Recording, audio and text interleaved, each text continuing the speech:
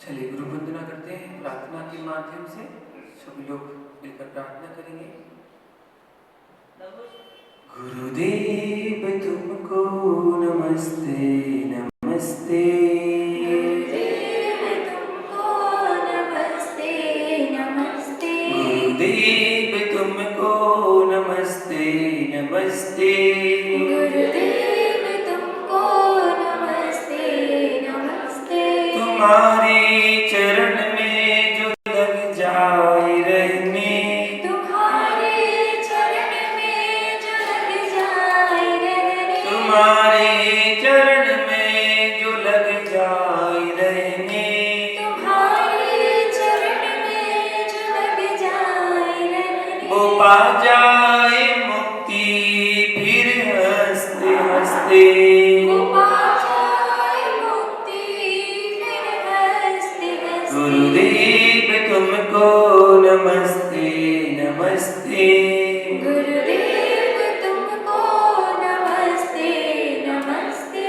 तुम्हारे चरण के परस में जो आए, तुम्हारे चरण के परस में जो आए, तुम्हारे चरण के परस में जो आए, तुम्हारे चरण के परस में जो आए, वो मिथ्या को तज के सम्यक को पाए। वो मिथ्या को तज कर सम्यक को पाए। तुम्ही ने तो खोले है आगम के रस्ते, तुम्हीने तो खोले हैं आगम के रास्ते। गुरुदेव तुमको नमस्ते नमस्ते। गुरुदेव तुमको नमस्ते नमस्ते। तुम्हारे चरण में मिले ज्ञान पानी, तुम्हारे चरण में मिले ज्ञान पानी, तुम्हारे चरण में मिले ज्ञान पानी। तुम्हारे चरण में मिले ज्ञान पानी। तुम्हारे चरण में कटे जिंदगानी, तुम्हारे चरण में कटे जिंदगानी। कई जन्म से खोती आई है सुधियां, कई जन्म से खोती आई है सुधियां। भोगों के पथ पर तरसते तरसते, भोगों के पथ पर तरसते तरसते। गुरुदेव तुमको नमस्ते नमस्ते। गुरुदेव तुमको नमस्ते। चिदानंद तुम हो, दयानंद तुम हो, चिदानंद तुम हो, दयानंद तुम हो। चिदानंद तुम हो, दयानंद तुम हो। चिदानंद तुम हो, दयानंद तुम हो। हमारे लिए तो श्री कुंद तुम हो, हमारे लिए तो श्री कुंद तुम हो। उपदेश देकर निकाला है हमको, उपदेश देकर निकाला है हमको। मोह कीच माया में फंसते फंसते, मोह कीच माया में फंसते फंसते। गुरुदेव तुमको नमस्ते नमस्ते। गुरुदेव तुमको नमस्ते नमस्ते। नहीं पार पाया किसी ने तुम्हारा, नहीं पार पाया किसी ने तुम्हारा। नहीं पार पाया किसी ने तुम्हारा। नहीं पार पाया किसी ने तुम्हारा। जो आया शरण में वो पाए सहारा, जो आया शरण में वो पाए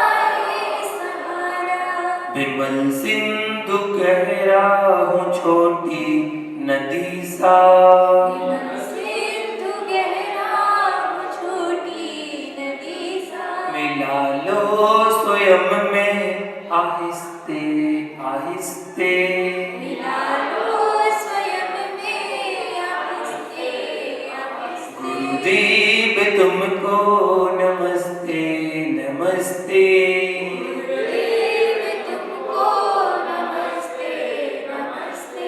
लहराता उपवन हो विद्याधनी का, लहराता उपवन हो विद्याधनी का।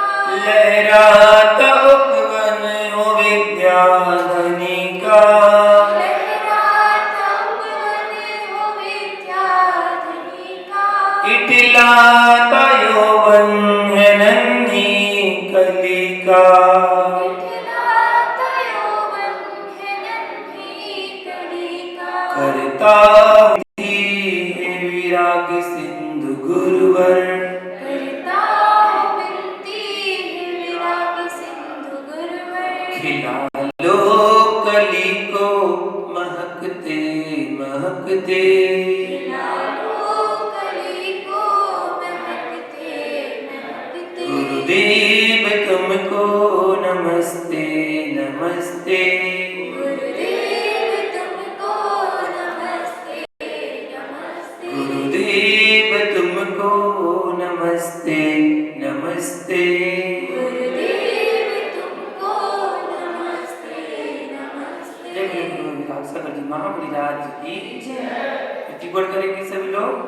हे भगवान, आज दिन भर में हमारे द्वारा जाने अनजाने में हमारे मूल गुणों में, उत्तर गुणों में, कर्तव्यों में, व्रतों में जो भी अतिचार अनाचार या दोष लगे हों, उसके लिए हम सभी प्रतिक्रमण करते हैं।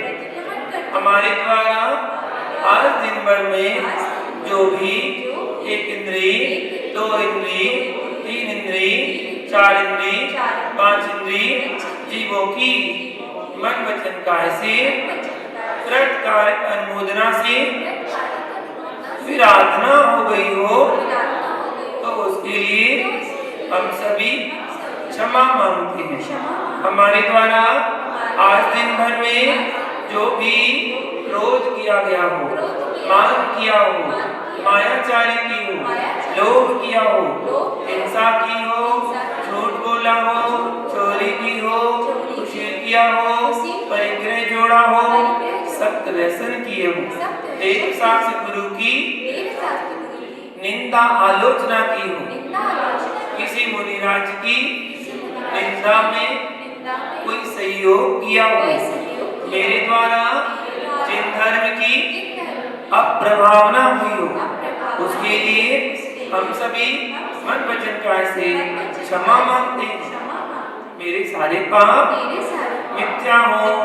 हे भगवान, आज दिन भर में मेरे द्वारा खाने में, पीने में, चलने में, फिरने में, उठने में, बैठने में, सोने में, बोलने, घर के काम करने में यदि किसी जीव को दुख हुआ हो, कष्ट हुआ हो, पीड़ा हुई हो, वेदना पहुंची हो, घात हुआ हो, उसके लिए हम सभी मन वचन काया से क्षमा मांगते हैं। सभी जीव हमें क्षमा करें, हम भी सभी जीवों को क्षमा करते हैं।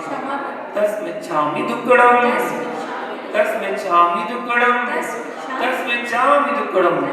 भगवान को नमोस्तु करेंगे। हे त्रिलोकीनाथ भगवान नमोस्तु नमोस्तु नमोस्तु। हे देवादिदेव भगवान नमोस्तु नमोस्तु हे नमोस्तु। वितरागी भगवान नमोस्तु नमोस्तु हाय नमोस्तु। विराजमान तीन कम नौ करोड़ मुनिराजों को हमारा बारंबार नमोस्तु नमोस्तु पूरे विराट सागर जी, विशुद्ध सागर जी को हमारा बारंबार नमोस्तु नमोस्तु नमोस्तु। परम पूज्य उपाध्याय श्री विभंजन सागर जी मुनिराज को हमारा बारंबार नमोस्तु नमोस्तु नमोस्तु। परम पूज्य शमन श्री विश्वगी सागर जी मुनिराज को हमारा बारंबार नमोस्तु नमोस्तु नमोस्तु। भगवान आपस में सभी लोग हंसते मुस्कुराते हैं। जय श्री भगवान की जयकारा लगाए मिलकर। आदिनाथ भगवान की जय जय जय चंदा प्रभु भगवान की जय जय जय वासुभोज भगवान की जय जय जय शांतिनाथ भगवान की जय जय जय नाथ भगवान की जय जय जय पारसनाथ भगवान की जय जय जय महावीर भगवान की जय जय जय वीरा सागर जी मुनिराज की जय जय जय शुद्ध सागर जी मुनिराज की जय जय अहिंसा मनुष्य धर्म की जय जय जय निरंजन सागर जी मुनिराज जी की जय जय जय समस्त मुनि संघ की जय जय जय। आपको बताना है मेढ़गिरी का दूसरा नाम क्या है? मेढ़गिरी का दूसरा नाम क्या है? मेढ़गिरी नमस्ते गुरु मुक्तागिरी। मुक्तागिरी बिल्कुल सही जवाब।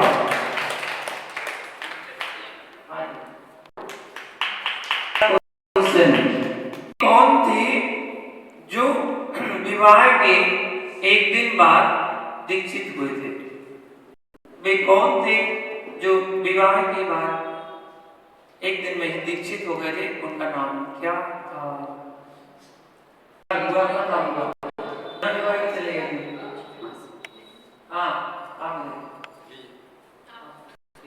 नमोस्तु स्वामी जम्बू स्वामी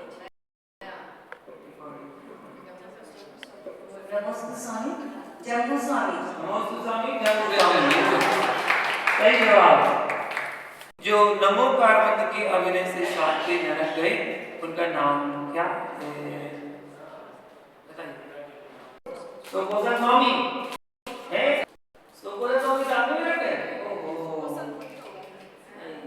गलत जवाब। एक दूसरे का मैच मत करो कुछ। आप बता दो हमारी आपने बताया मैच ना और से सुधर नकल करना चाहिए पड़ती नकल के ही नहीं हम पूछ रहे थे मैं बताई। अच्छा ठीक है गलत है बताइए। शुभम चक्रवर्ती बिल्कुल सही जवाब। सुधर्म तो कोई दूसरे विराट का नाम है। शुभम चक्रवर्ती जो सात में नरक गए। अगला क्वेश्चन की शादी उससे हुई थी जो रात में मनुष्य और दिन में सर्प हो जाता था। उसका नाम क्या है? बताइए। बिल्कुल सही जवाब। आई अच्छा तो क्वेश्चन रहा हाँ माइक इसका आंसर नागदत्ता नाग का आंसर हुआ। और अगला क्वेश्चन आपको बताना है बिना देखे बिना शोधे पूजा के उपकरणों को ग्रहण करना यह किसका अतिचार है? कौन सा व्रत है जिसका अतिचार ये कहा गया है? उसका नाम बताइए। व्रत का नाम नहीं गलत जवाब। और कोई बताइए। एक ही सब याद रखें। रिवीजन तो हो सकता माइक को देखिए थोड़ा सा। रोज ऐसे नहीं रोज धूप वास तीन से बोलिए रोज धूप वास। ठीक है तब पूरा नाम आएगा वरना कर भूल जाएंगे। रोज धूप वास एक जवाब। लोक और अलोक का वर्णन हो वह कौन से अनुयोग के शास्त्र कहलाते हैं? कौन सा अनुयोग है जिसमें लोक और अलोक की व्याख्या होती है? अनुयोग का नाम पूछ रहा हूं। कौन से अनुयोग का शास्त्र है जिसमें जो आप वर्णन दिया होता है वो कौन से अनुयोग कहते हैं? आप बताइए। याद करने का क्वेश्चन बता पा रहे हैं। नमोस्तु करुणानियोग। कर्णानियोग बिल्कुल सही जवाब। जिसमें सैद्धांतिक वर्ण होता है वह कर्ण। आपको बताना है घात की खंड में कितने सूर्य व कितने चंद्रमा होते हैं। घात की खंड में कितने सूर्य कितने चंद्रमा, आप तो आ गया बताइए। 12 सूर्य 12 सूर्य और 12 चंद्रमा बिल्कुल सही जवाब।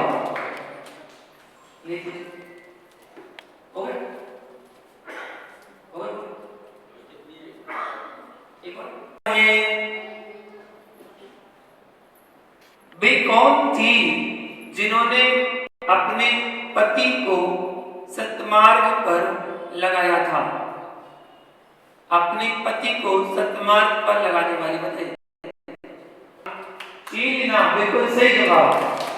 राजा शरण्य को सतमार्ग पर लगाया था। उन्होंने ग्रंथ के रचयिता कौन है। अष्टआहोड़ ग्रंथ के रचयिता कौन है, उनका नाम क्या है। नमोस्तु गुरुदेव। आचार्य कुंद स्वामी। आचार्य कुंद स्वामी। कुंद स्वामी बिल्कुल सही जवाब। वो है आचार्य कुंद स्वामी जो बताइएगा। सामान्य क्वेश्चन रह गया था, नहीं रह गया था।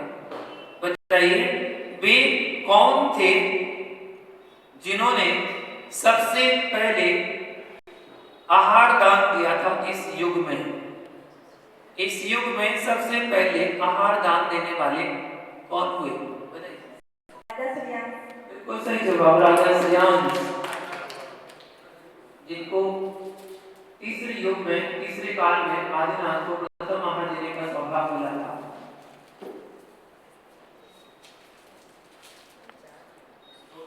और अगला क्वेश्चन बताइएगा, और सामान्य क्वेश्चन है, जीके का क्वेश्चन और चटपटा क्वेश्चन। बताइए अंतिम क्वेश्चन, वह कौन है जो पहले नोटिस देता है और फिर हमला करता है।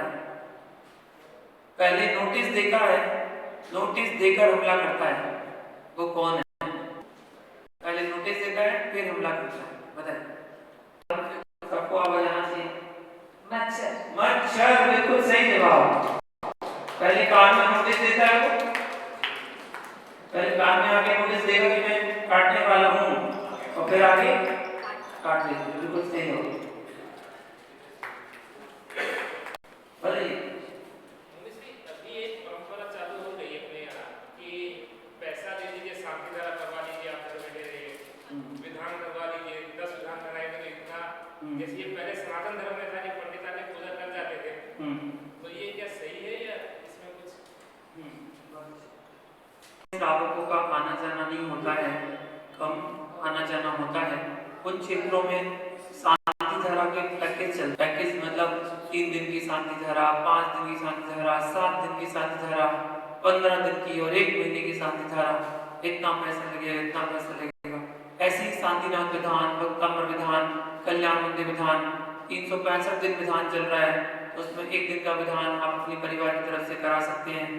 ऐसे पैकेज चल रहे हैं। देखिए उन क्षेत्रों के विकास के लिए ये योजना बनाई जाती है जिससे उन क्षेत्रों का विकास हो सके। जिन क्षेत्रों पर कोई तीर्थ यात्री नहीं आ पाते हैं या दूर पड़ते हैं, नहीं आ पाते हैं, तो उन क्षेत्रों का विकास भी हो और उन क्षेत्रों का प्रचार प्रसार भी हो सके। इस भावना को लेकर एक योजना आदि बनाई जाती है और उनको विधान आदि होते हैं।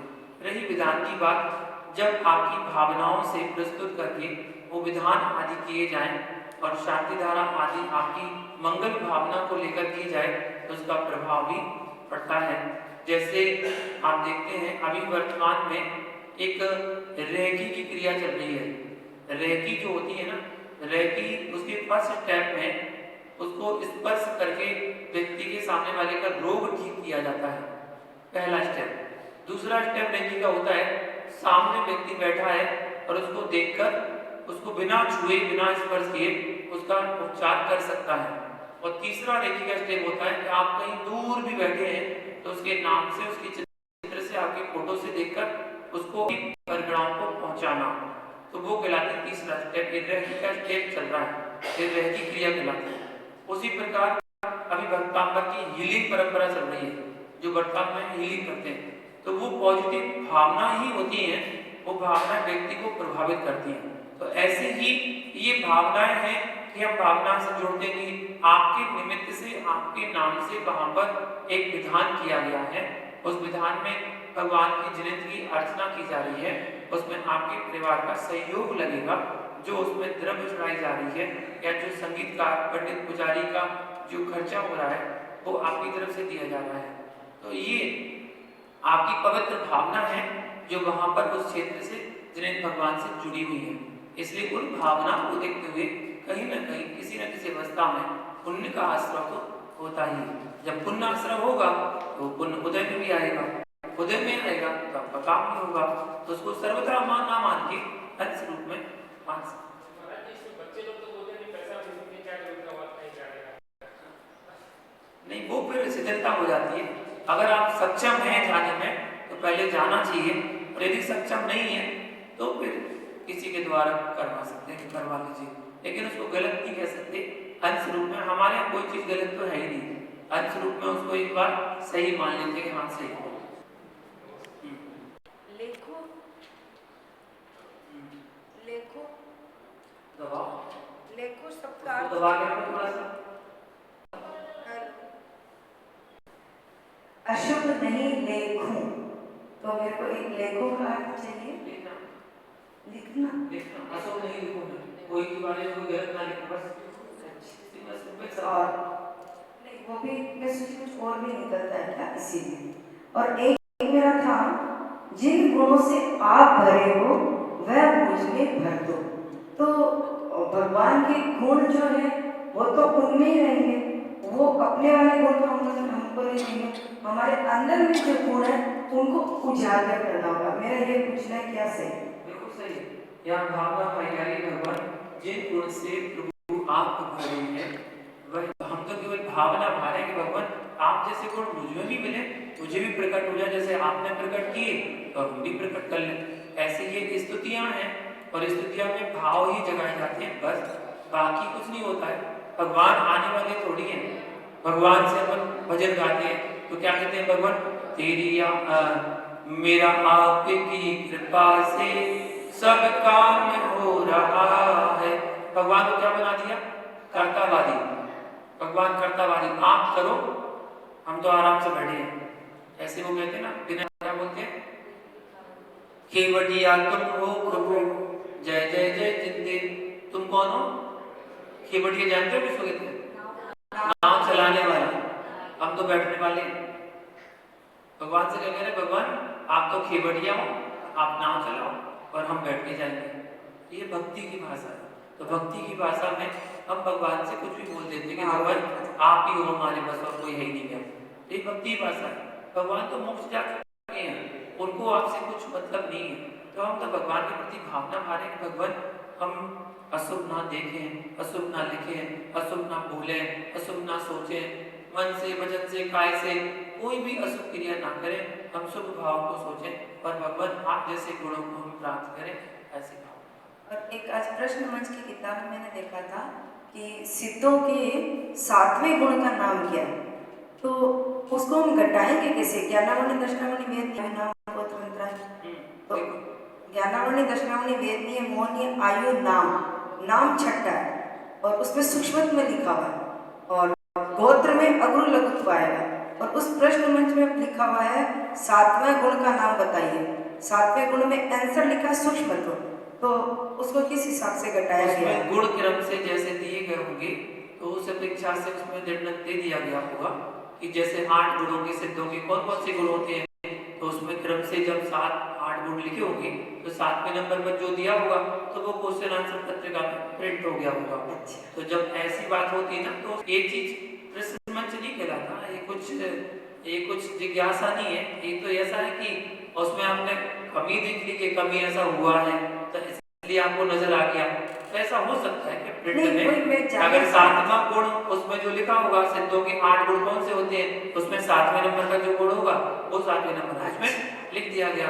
अब उसमें कौन से गुण, अगर उसमें ये लिखा होता कि नाम कर्म को क्षय करके ये गुण प्राप्त हुआ और उसमें गलत होता तो वो गलत माना जाए। कोई भी अगर मान लो कोई चीजें होती हैं तो द्रव्य ब्रह्म की नाम है, तो आगे पीछे हो जाते हैं, उसमें जो क्रम होगा दे दिया आपको। तो जो किताब में दिया गया है मान लो कृष्ण मंच की, आपको वही याद करना है, क्योंकि जो पूछा जाएगा आपको वही जवाब देना है, तो आपको सही माना जाएगा, वरना आपको गलत कर दिया जाएगा। इसलिए जो दिया है वो याद करना है। नमोस्तु सर। राजा श्रेणिक ने सुसाइड किया था। नहीं, कई जगह पे पढ़ा है, एक कई किताब में पढ़ा था कि उनके पुत्र ने उनको जेल में डाल दिया था, तो फिर वो अपना गला काट के सुसाइड किया। हाँ, तो आपका प्रश्न है कि आरक्षण उल्लेख आप नहीं कर सकते ना हम कर सकते हैं, ये केवल ज्ञानी का विषय है कि जीव ने आत्महत्या की या नहीं की। लेकिन दृष्टांत ये मिलता है कि उसके बेटे ने, जो उसका बेटा था कुणिक ने अपने पिता को कारागार में डाल दिया था, और कारावास में डाल दिया तो उसको बहुत यातनाएं देता था, परेशान करता था, दुख देता था, कष्ट देता था। एक दिन कुणिक खाना खाने बैठा हुआ था, तो चेल्ला उसकी माँ थी, चेल्ला ने कि अपने पिता को इतना कष्ट देते हो, तुम्हें अपने पिता के बारे में पता भी है? बोले क्या, कैसे? एक बार तुम्हारे अंगूठे में मवाद हो गई थी, कोड़ा हो गया था, कौन-सी हो गई थी, उसका मवाद आ गई थी, तो तुम उस मवाद के कारण बड़े कराह रहे थे, बड़ी तकलीफ हो रही थी, तो तुम्हारे पिता ने उस अंगूठी को अपने मुख में रखकर और चूसना प्रारंभ कर दिया था, जिससे तुम्हें पीड़ा ना हो। तुम्हारे पिता ने ऐसा किया था तुम्हारे लिए, तो उसे दया आ गई कि बोले बताओ, मेरे पिता ने मेरे लिए इतना किया और मैं ऐसा कर रहा हूँ। तो वो हथौड़ा लेकर और उनकी सांकल को काटने तोड़ने के लिए, ताले को तोड़ने के लिए जेल में जा रहा था।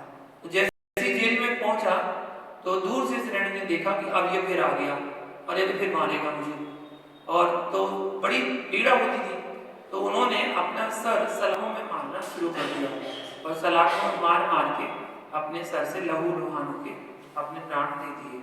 तो अब बात ये आती है कि इसको आत्महत्या कहा जाए या ना कहा जाए। हो सकता है कि निमित्त बन गया हो बेटा, शरण की आयु हो इतनी, ऐसा भी हो सकता है। दूसरा ये भी कह सकते हैं कि हाँ, आत्महत्या हो सकती है, क्योंकि मनुष्य और त्रेंच में आत्महत्या कर सकते हैं, अपनी अकाल मरण कर सकते हैं, अपनी आयु को समाप्त कर सकते हैं। तो दोनों बातें हो भी सकता है और नहीं भी हो सकता है। अब हुआ है या नहीं हुआ है ये तो भगवान केवल ज्ञानी जाने, क्योंकि हमें तो शास्त्रों में जो दिखा तो वही पढ़ लिया। अब एक जगह तो ये लिखा है कि सम्यक दृष्टि जीव, जो छायक समदर्शी जीव है, वो आत्महत्या क्यों करेगा?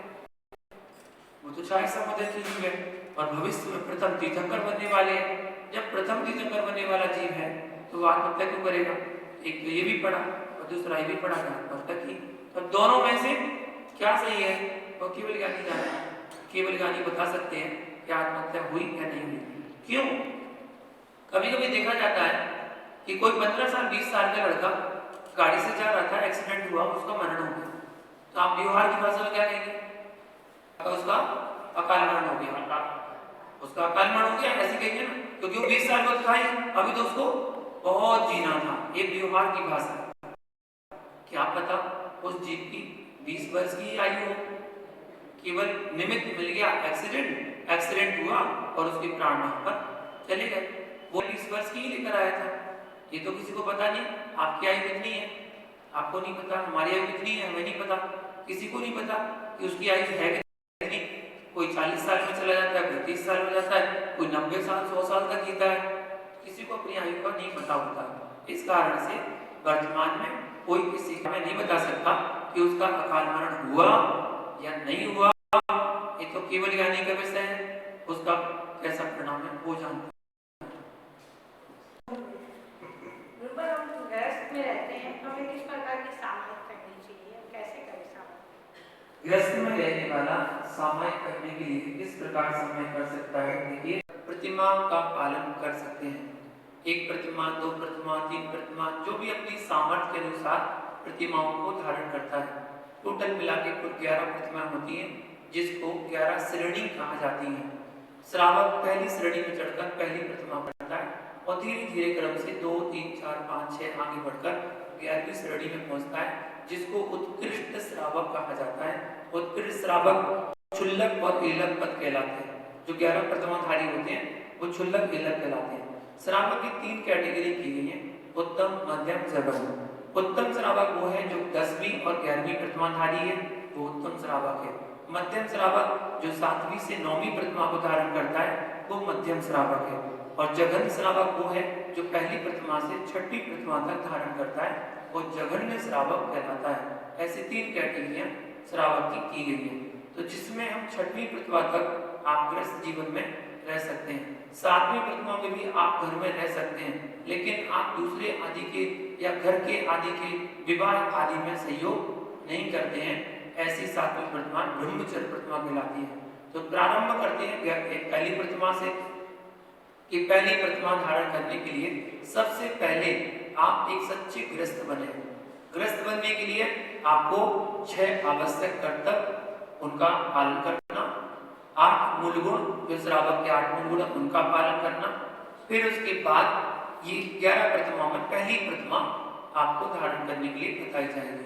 फिर उसके बाद दूसरी प्रतिमा जो होगी उसमें श्रावक के 12 व्रतों का उल्लेख है, 12 व्रतों का पालन करना चाहिए। तो इन सब का क्रम से अध्ययन होता है और क्रम से धारण की जाती है। हम जब श्रावक के 8 मूल गुणों का पालन करना सीख जाएं, उसके बाद 6 कर्तव्यों का पालन करना सीखना चाहिए। उसके बाद प्रतिमा का नंबर आना चाहिए। और प्रतिमा के पहले अगर गृहस्थ जीवन में आप 5 अणुव्रतों का पालन करें तो घर में रहकर 5 अणुव्रतों का पालन भी कर सकते हैं। अहिंसानुव्रत, सत्यानुव्रत, अचौर्यानुव्रत, ब्रह्मचर्यानुव्रत और परिग्रह परिमाण व्रत।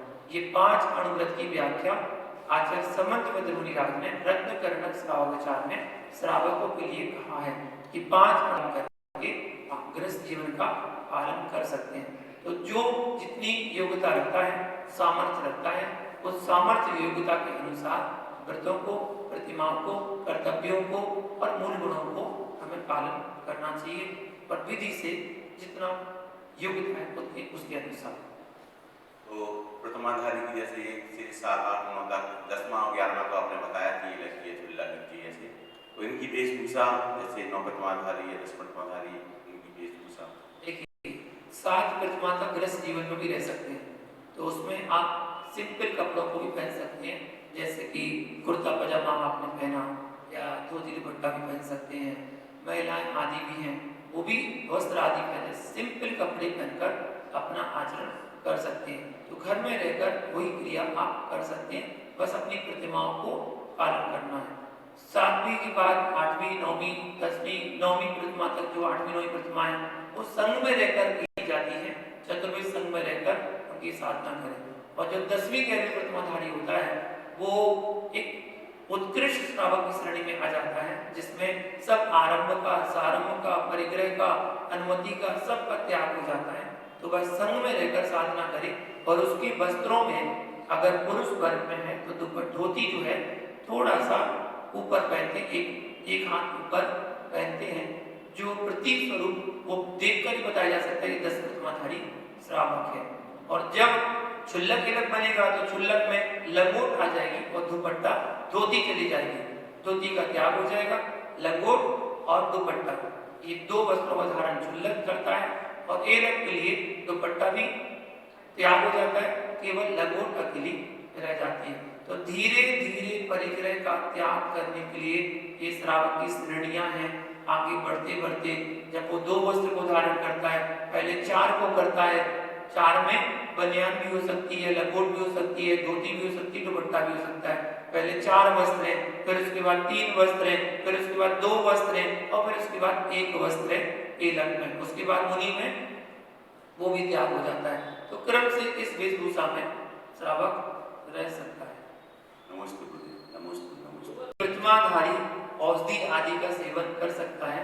तो औषधि में आयुर्वेदिक दवाई तो औषधि तो सभी ले सकते हैं, चाहे वो प्रतिमाधारी हो, श्रावक हो या मुनिराज हो या माता जी हरिका माता कोई भी हो।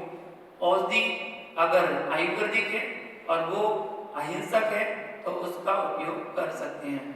आजकल आयुर्वेदिक औषधियों में भी ऐसी औषधियां बन गई हैं जो अवक्ष की श्रेणी में आते हैं, जैसे कि गौमूत्र। तो गौ एक औषधि के रूप में आयुर्वेदिक औषधि कहा जाता है, जबकि वो अवक्ष है, तो अवक्ष का भक्षण नहीं कर सकते। तो ऐसी स्थिति में आयुर्वेदिक दवाई का भी सेवन जो करें तो देखकर करना चाहिए कि इसमें क्या क्या डला हुआ है। विवेक से दवाई का सेवन करें तो कोई बुराई नहीं है। इंग्लिश दवाई के लिए तो मना ही किया जाता है, क्योंकि हर श्रावक का, एक जैन श्रावक जैन कुल में जो जन्म लेता है उसका बचपन से ही मध्य मास मधु का त्याग हो जाता है। मध्य मास मधु का त्याग हो गया तो यदि आप सिरप वाली दवाई लेते हैं, इंग्लिश दवाई, तो उसमें हनी डाली जाती है, शहद डाला जाता है। और यदि इंग्लिश दवाई लेते हैं जो कैप्सूल आदि होते हैं उसमें अल्कोहल डाला जाता है। अल्कोहल इंग्लिश शब्द है और हिंदी में उसको मद्य कहा जाता है, शराब कहा जाता है, तो उसका प्रयोग किया जाता है। बाकी ऐसी भी दवाइयाँ हैं जिसमें मांसाहारी दवाई होती है, जिसमें रेड निशान भी होता है, तो उसमें भी आपको देखना पड़ेगा, क्योंकि रेड निशान जो डॉक्टर वगैरह होते हैं उनको मानते हैं, तो वो केवल मांस को रेड निशान देते हैं बस, बाकी को वो मांस नहीं मानते हैं। जैसे खून, हड्डी, नाखून, बाल या चर्बी, इसको वो मांस नहीं मानते हैं, केवल मांस को ही मांस मानते हैं। तो जब मांस डला हुआ तो वो लाल निशान देंगे, लेकिन अगर हिंची डली होगी तो उसमें कोड दे देंगे, कोड नंबर। तो जब कोड नंबर देते हैं तो जैसे E345 ये चीज डली है, E345 क्या होता है तो उसको गूगल पर सर्च करें, E345 क्या है तो पता चलेगा कि उसमें क्या डला हुआ है। तो ऐसी चीजों का जब आप सर्च करें उसके बाद ही सेवन करें तो अच्छा है। बाकी इंग्लिश दवाई तो ना खाएं तो अच्छा है, लेकिन आवश्यकता पड़ने पर मजबूरी है वो बात श्रावक की है। आपकी अगर व्रत नहीं है तो आपकी बात, जिनका व्रत है उनके लिए तो सोच के विचार करके ही सेवन करना चाहिए। जैसे है आपका कि माता जी को महाव्रती, माता जियों को जो आर्यिका दीक्षा लेती हैं उनके लिए उपचार से महाव्रती कहा जाता है। उपचार क्या होता है?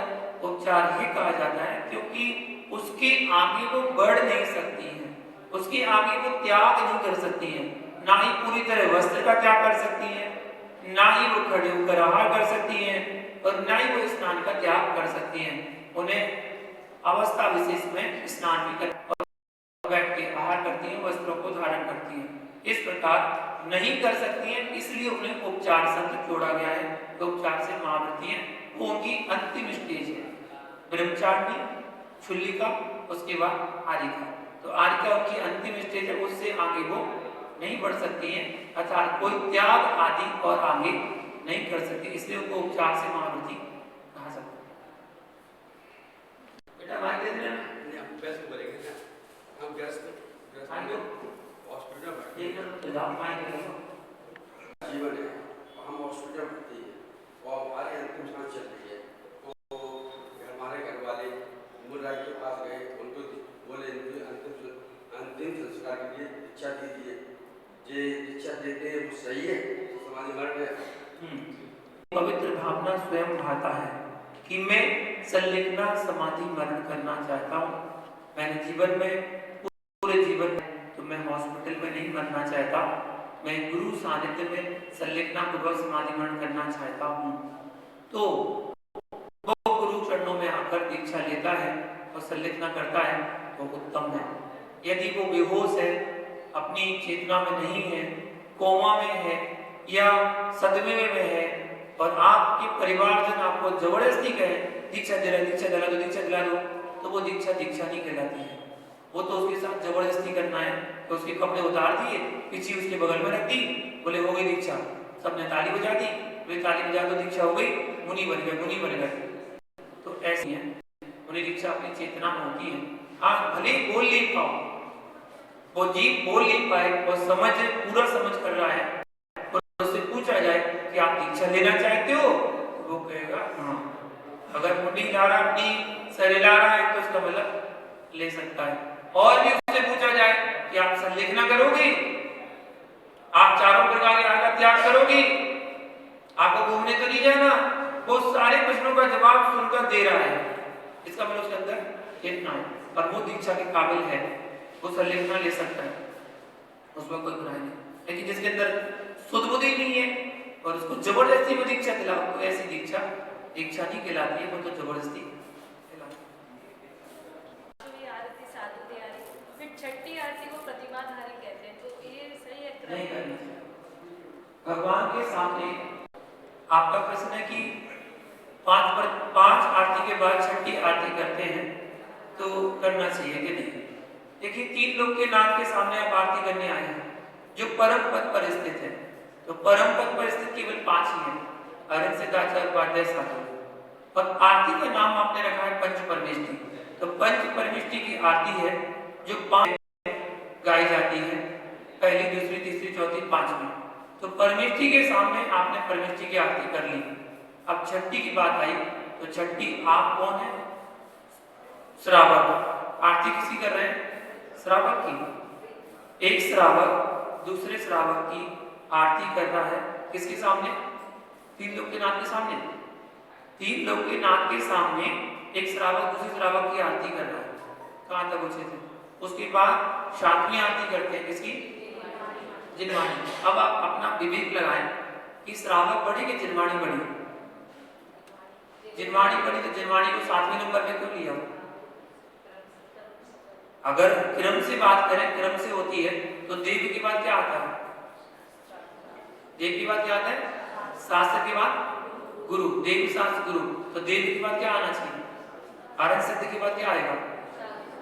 शास्त्र। फिर उसके बाद आचार्य उपाध्याय साधु। क्रम तो ऐसा होगा ना।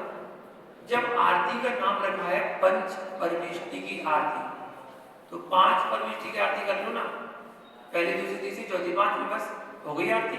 इसके बाद तो कोई आरती नहीं होती, ना छठी ना 7वीं। हम लोगों ने 8वीं बाहुबली, 9वीं वर्धमान और बस नहीं चलता, वरना 10वीं, 11वीं, 12वीं, 13वीं, 14वीं और नहीं बस चलता, वरना लोग कहते 95वीं आरती, 96वीं आरती, 97वीं आरती जोड़ते रहते।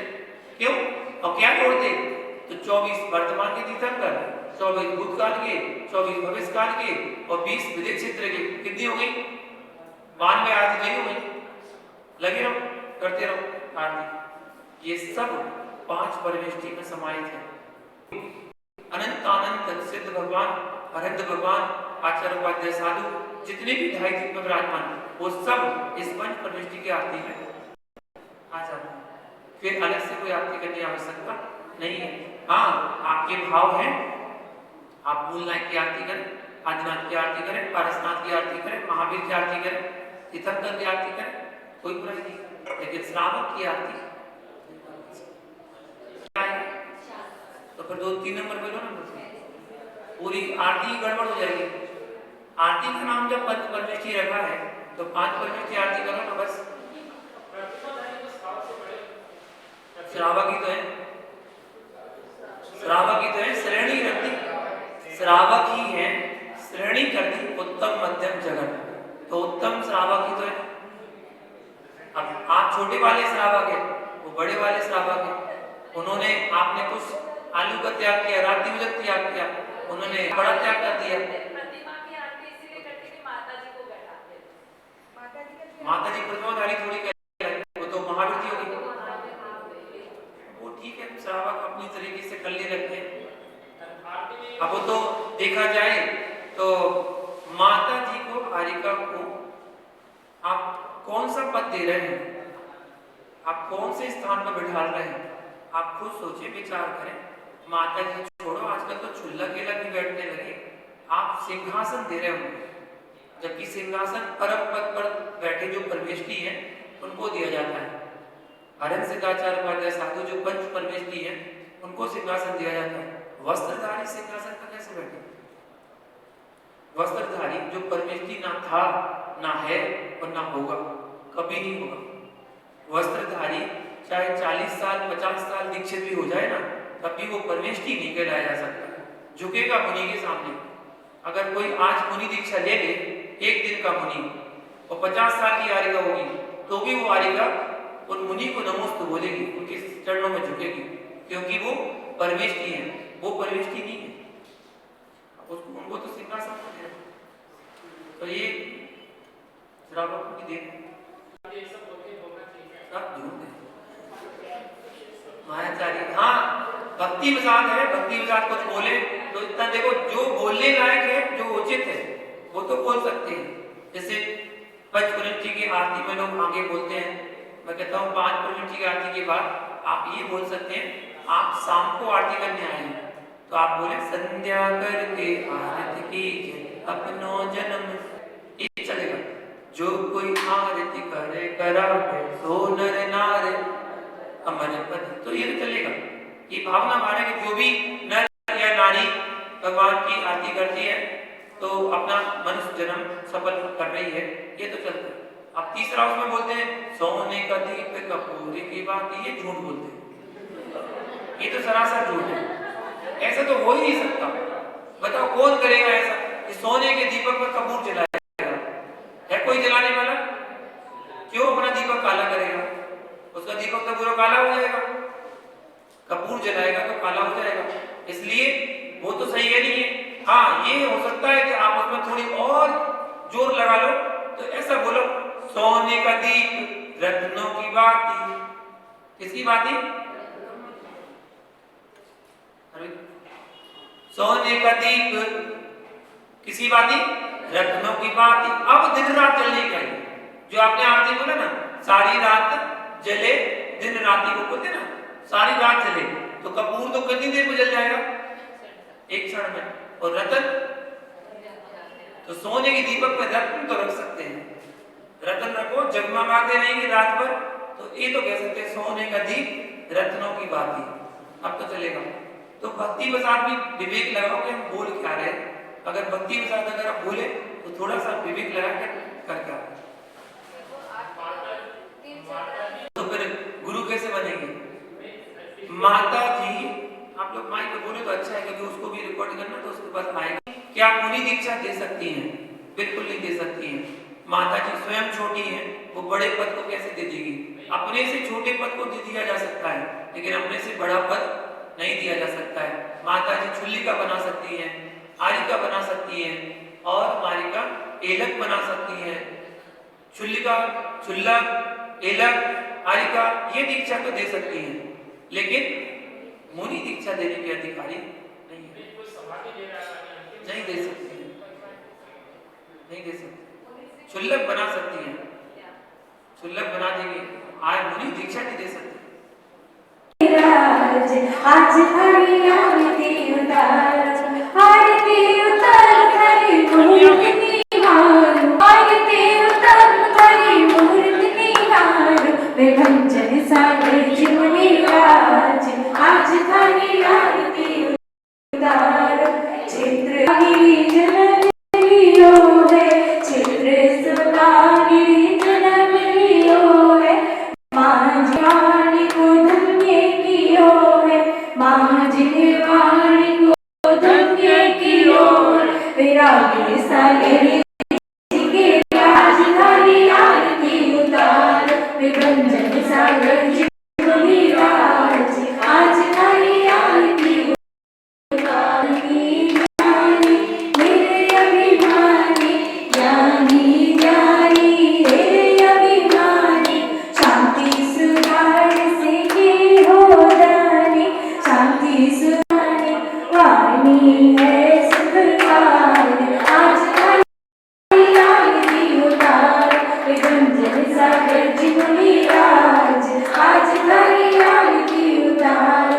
कोमल काया छोड़ी माया, कोमल काया छोड़ी माया, काया शिवर सुख नहीं भाया, जग का नश्वर सुख नहीं भाया, छोड़ा सब परिवार, आज हरी आरती उतार, विभंजन सागर जीवनी राज, आज हरी आरती उतार। मोक्ष बधू तुम्हें को अति प्यारी, मोक्ष बधू तुम्हें को अति प्यारी, गुरु महिमा तुमसे जग जानी, गुरु महिमा तुमसे जग जानी, करो जगत यारी, आज हरी आरती उतार, विभंजन सागर जीवनी राज, आज हरी आरती उतार।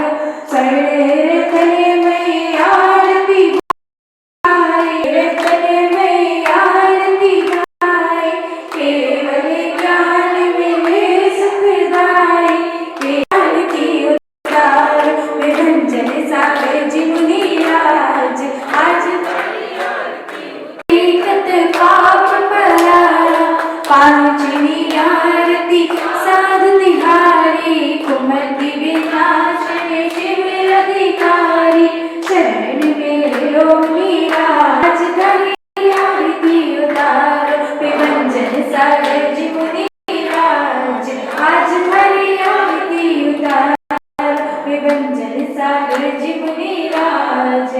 आज